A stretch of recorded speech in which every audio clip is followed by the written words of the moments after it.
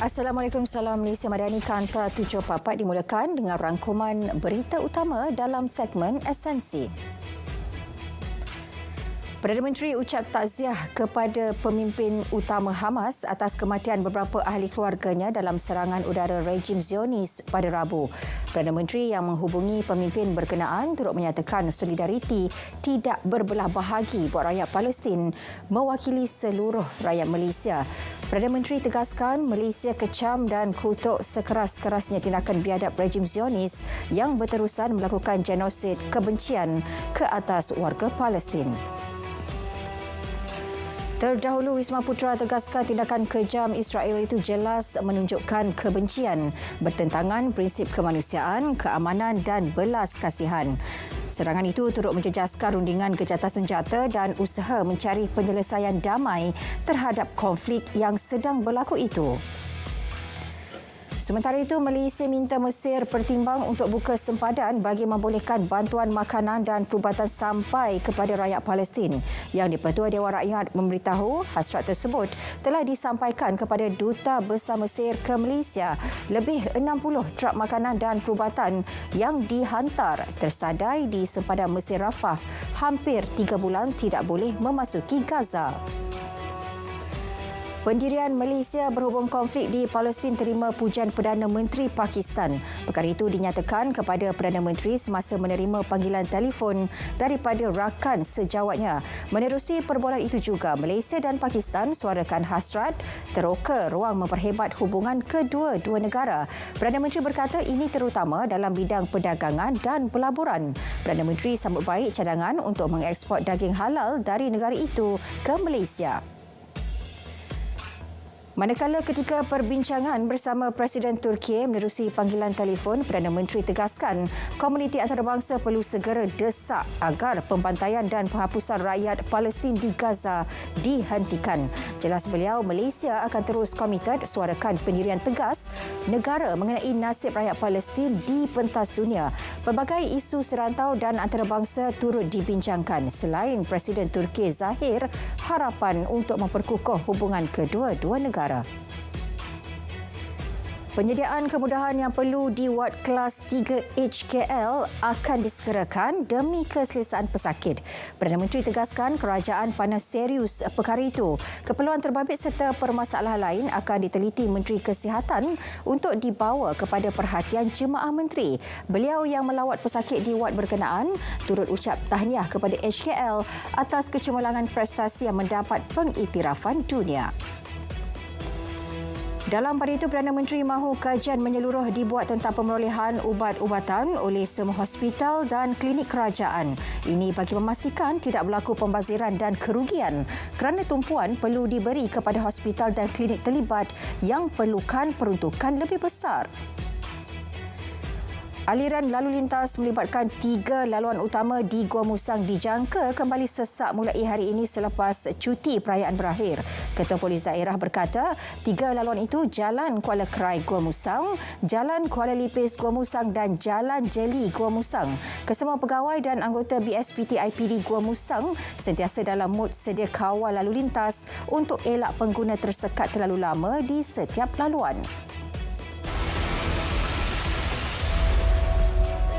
Lelaki Israel yang ditangkap memiliki 6 pistol dan 200 peluru akan didakwa hari ini. Menurut Ketua Polis Negara, pertuduhan akan dilakukan di Mahkamah Session Kuala Lumpur. Warga Israel berusia 36 tahun itu ditahan di sebuah hotel di Jalan Ampang 27 Mac lepas. Dia dipercayai memasuki negara ini menggunakan pasport Perancis. Suspek dakwa datang ke Malaysia bagi memburu dan membunuh seorang individu susulan perbalahan keluarga. 8 individu dikesan bagi membantu siasatan kes merusuh di Genting Club Genting Highlands Sabtu lepas. Ketua Polis Pahang menjelaskan kesemua lelaki itu dikesan hasil pemeriksaan lanjut terhadap CCTV klub itu. Polis sebelum ini menahan 4 lelaki tempatan yang terlibat dalam kes berkenaan dan telah dituduh di Mahkamah Majistret Temerloh. Orang ramai atau saksi bebas yang ada maklumat berkaitan kejadian dan suspek diminta tampil membantu siasatan. Dua pengawal keselamatan maut selepas motosikal ditunggang terlibat kemalangan di kilometer 57 LTU. Motosikal tersebut dipercayai hilang kawalan dan melanggar tembok pembahagi jalan sehingga menyebabkan kedua-dua mangsa tercampak. Kedua-dua mangsa yang dalam perjalanan pulang ke Sungai Buloh selepas bercuti Hari Raya Aidilfitri maut di tempat kejadian. 4 lelaki ditahan kerana bermain bunga api secara berlawanan di sekitar kawasan Lembah Sireh. Ketua Polis Daerah Kota Baru menyatakan dua kumpulan itu diberkas ketika berlawan bunga api di dua lokasi berbeza kerana menyebabkan bunyi bising dan ganggu ketenteraman awam.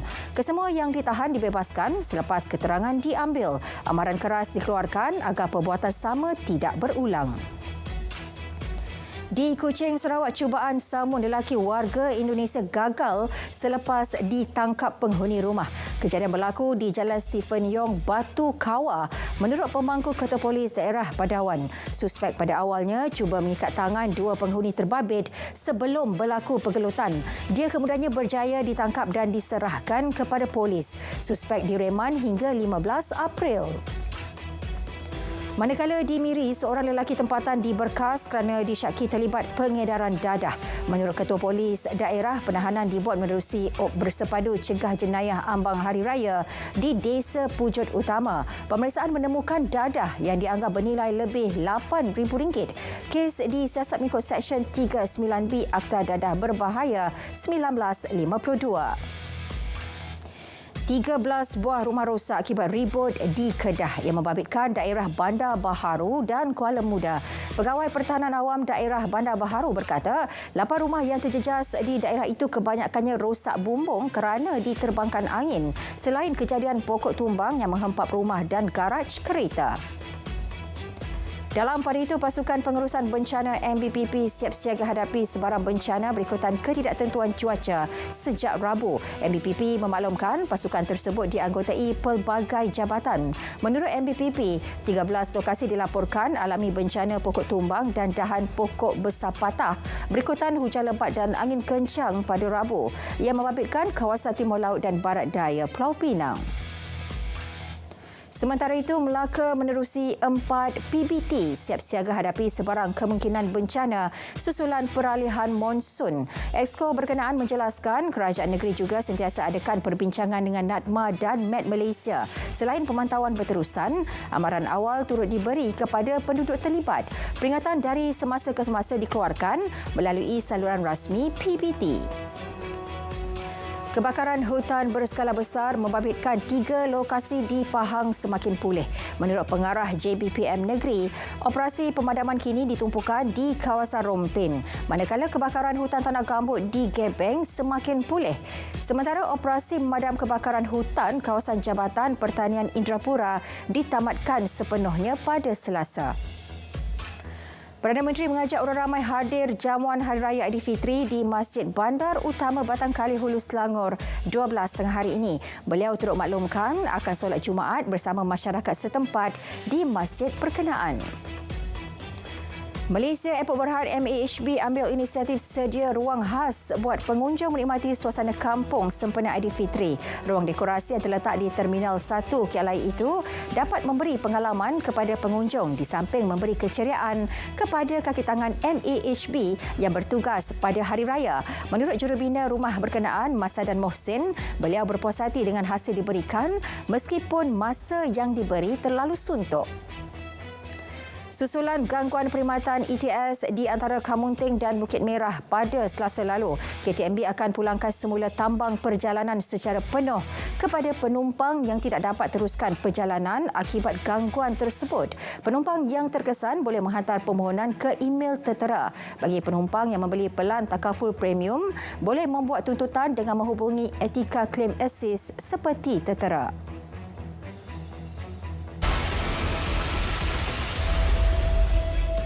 Kuala Lumpur melonjak 16 anak tangga untuk berada di kedudukan ke-73 dalam senarai bandar raya terpintar di dunia ia berdasarkan Indeks Bandar Pintar SCI 2024 yang dikeluarkan Institute for Management Development.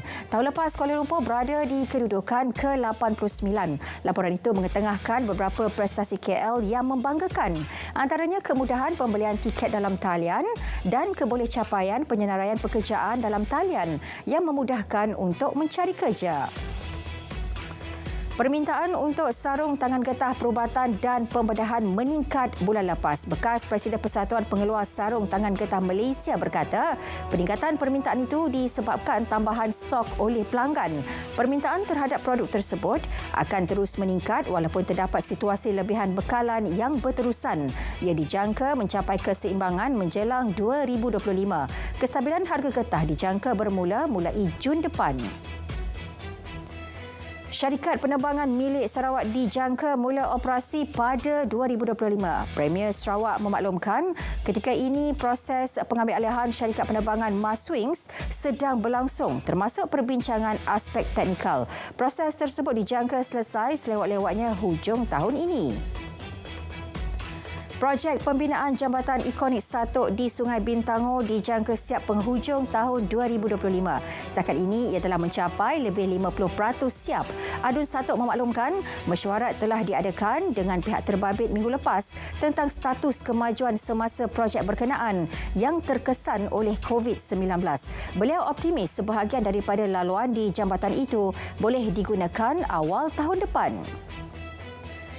Dua lokasi dikenal pasti untuk cadangan pembinaan kawasan R&R LTU di Pahang. Dua lokasi tersebut adalah di antara laluan Bentong Keraup dan Kampung Kecau di Kuala Lipis. Menteri Besar jelaskan ini bagi kemudahan pengguna laluan tersebut selain dilihat dapat menjaga kebersihan lebuh raya seterusnya atasi masalah longgokan sampah.